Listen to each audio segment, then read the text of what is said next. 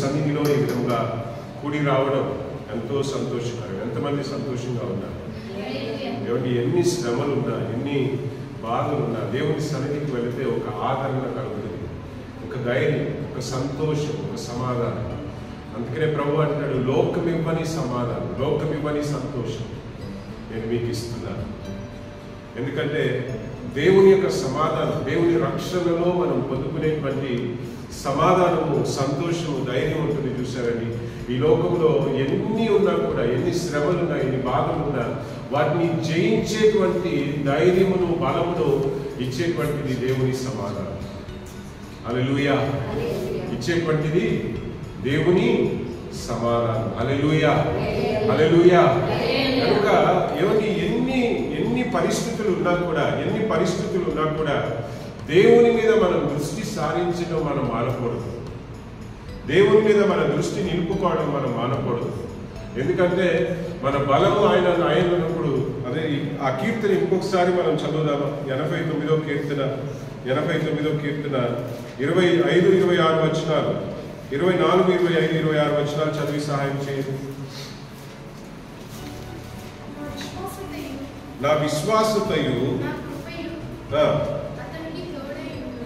అతనికి తోడైయుండును, నా నామమును బట్టి అతని కొమ్ము హెచ్చింపబడును.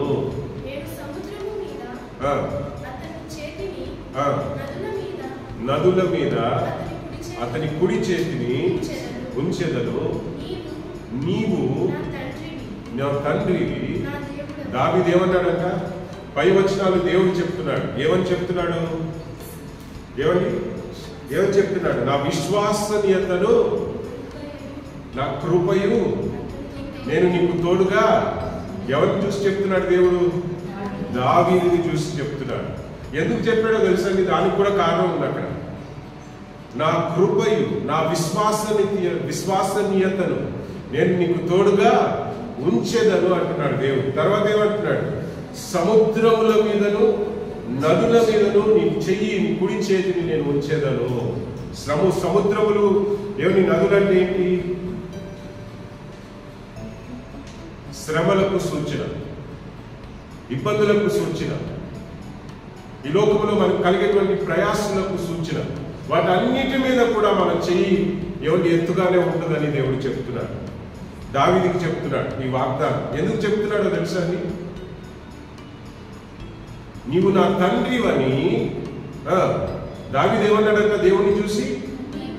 నీవు నా తండ్రివని, నా దేవుడవు, నా రక్షణ దుర్గము అని అతడు ఎవరికి?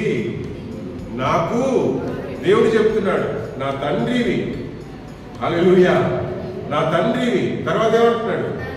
నా దేవుడు, నా రక్షణ దుర్గము అని దేవుని చూసి మొరపెట్టుకున్నాడు కనుక దేవుడు ఏమంటున్నాడు?